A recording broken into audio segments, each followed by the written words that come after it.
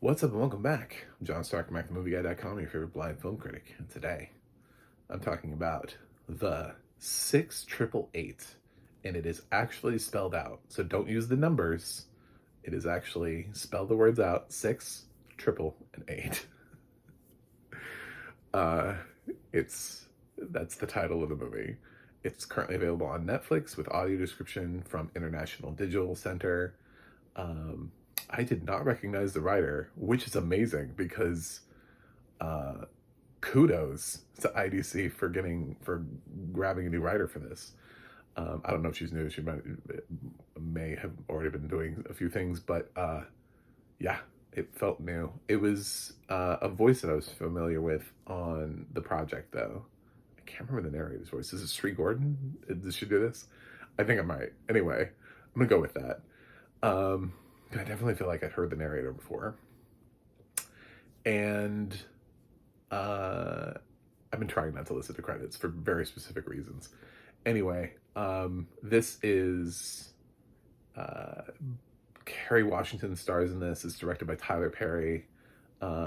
He's gotten a few decent little cameos popped up. We've got like Susan Sarandon, Oprah Winfrey. Just but they're like in really they're like in really small roles. This is mostly Kerry Washington and a cast of young black actresses that I'm unfamiliar with. It's this division within the army during World War II where they recruited some black female new recruits, but they went through all the training, but they didn't really get to fight. Instead, they were sent to do one of those like mundane jobs, but everything was like sort of supporting the war effort.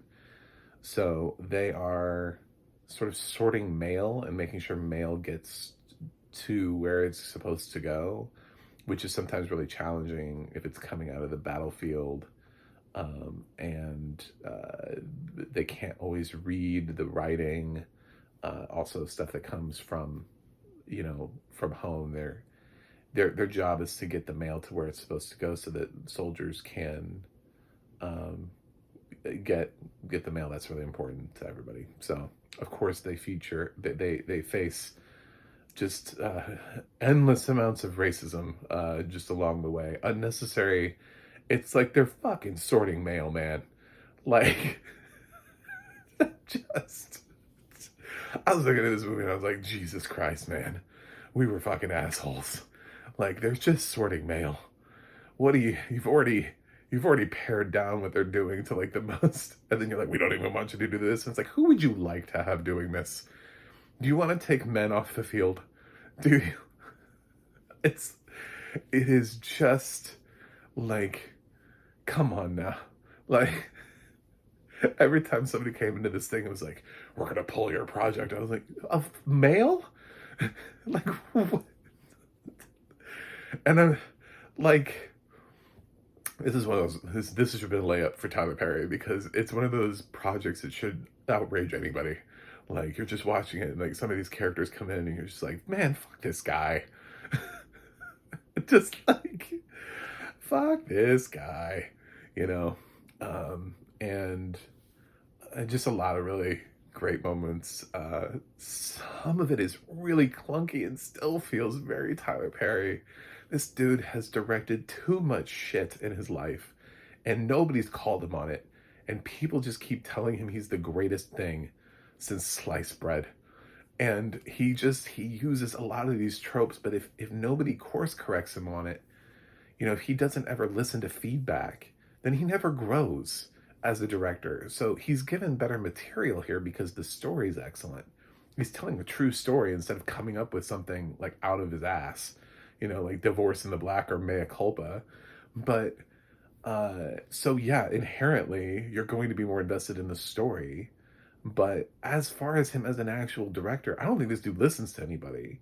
Whereas if I had to look at somebody like John M. Chu, if I had met John M. Chu after In the Heights, we would have not have had a nice conversation. I fucking hated what he did with that movie. But I thought Wicked, and I knew plenty of people, even though there are critics who are really ill-informed, who are running around out there going like, "Oh my God, In the Heights was amazing." And it's like, you have no idea what you're talking about. Go away. Um, but I know he got at least a block of flack for cutting as many songs as he did and basically removing Abuela from the movie, limiting her to like one song, and then her death is not felt the way it is in the musical. Um, so I think he heard that, which is why Wicked has everything, and why Wicked is so good. Now everybody's like, "Oh my God, Judum Chu is brilliant." It's like, I guess. I mean, he listens to feedback clearly because he did the complete opposite that he just did with the last musical he directed. So that's good. But with Tyler, he just never feels like he's had any actual growth. Like he ever actually listens to feedback. I think he doesn't read reviews because he gets bashed all the time. So he just doesn't listen to anybody. But he has dialogue that feels out of place for its time period. He has cringeworthy dialogue at times. Like some of it was just like, uh, just I every time I rolled my eyes a couple times. He has a tendency to like go into this like sappiness too. There was one part where one of the girls is like trying to get through something and she keeps envisioning this guy who's not really there, who's like, "You can do it. You just keep pushing forward. It's okay." I was like, what is happening here, man? Like, it feels so cheap. He does these things because he makes too many movies. He's on like, I don't know, movie number 57 or something like that. I think he's surpassed Spielberg at this point. Um, he just churns things out. And then he's got his shows that he has to like oversee. He's got Tyler Perry Studios. He says hand in everything. And it's clearly wearing him down. And I would love to see Tyler Perry just sit back, relax, and focus and do a great job. And this would have been the movie to do it on. It's Kerry Washington is really good. I actually did not recognize that that was Kerry Washington. I was like, which one's Kerry Washington? I knew she was in this, and I was like, is she one of the soldiers? I didn't even think she was Adams, like the main one. Um, she was so self assured and so strong and so bold. And for somebody who already played Olivia Pope, I mean, like, I should have been able to recognize that right away, and I didn't. Like, it took me like a hot minute before I was like, wait a minute, is that Carrie Wash? Jesus. Like, she's stretching herself, and that's somebody who's already played like that type of character before. She's played alpha female before, and she's playing it like even more than she has. And I thought she did a really good. I'm not Kerry Washington. Actually, the girls, for the most part, when they're not giving shitty dialogue, do really nice work. I didn't have a problem with any acting. If anything, the acting here is what saves the film. Is that Tyler went out and found really good actors for this, whereas sometimes he doesn't have good actors, and they're like navigating again a really poor script. Here he has really good actors who are navigating a poor script in his poor direction. So it comes out in the watch. This is definitely the best thing of the three. He's directed 3 films this year. Of the 3 Tyler Perry movies we've had in 2024, this is obviously the better one. This is way better than Mea Culpa and Divorce in the Black.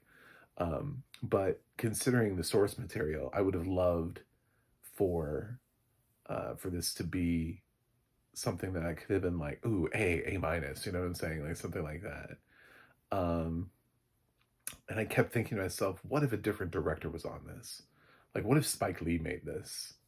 You know, when you look at some of the other films that he's made, like, especially like the war films, like Defy Bloods, Miracle at St. Anna, you see that he is capable of being able to uh, get this story across. He's not limited to just like a certain type of film.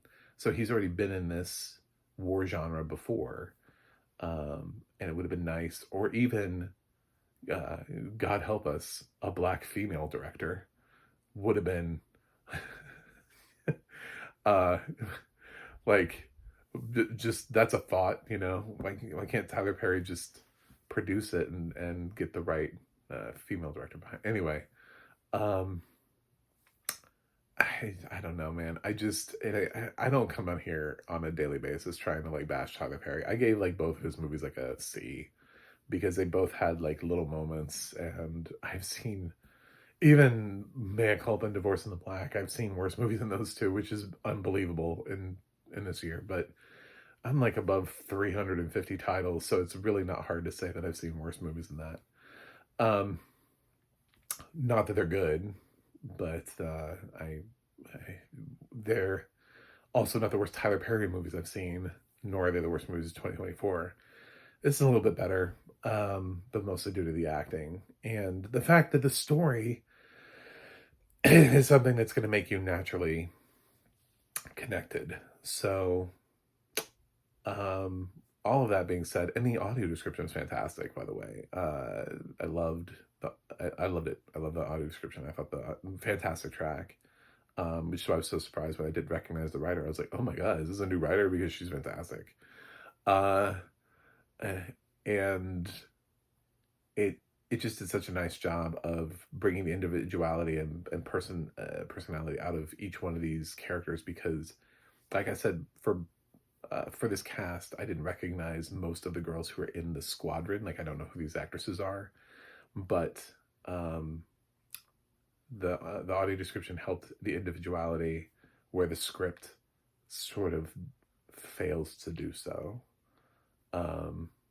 Yeah. Anyway, I wish I could say more things about 688. Apparently, there's an original song in here somewhere that was really dope and that made the shortlist, the Oscar shortlist. I don't think it's gonna make it. There was nothing where I was like, oh my god, this song is it's probably credit song, credit music. But yeah, I'm gonna give the 688. Uh, I I'm gonna give it a B minus, and that's being a little generous. That's lifted by fantastic acting and the fact that the story naturally got me hooked, and I was like angry at certain people, and I was like, "What the, you know?" I look back in the past, and I'm like, "Jesus, what were we doing here? Like, what? Like, it's just mailman, you know? Like, they're just somebody's got to do it. You know, what are you going to replace them with? Like, what is the goal here? You know? Anyway, you've already given somebody like a really stupid job to do, and made them go through all the training to just sit there and sort mail. It's an important job, but you're trying to take that away. Why? Anyway, a lot of respect for the women who did this job and their stories, and I think this is an interesting story that's finally got told. I just wish a better director had told it. Thank you for watching. Thanks for subscribing, and I'll see you guys on the other side.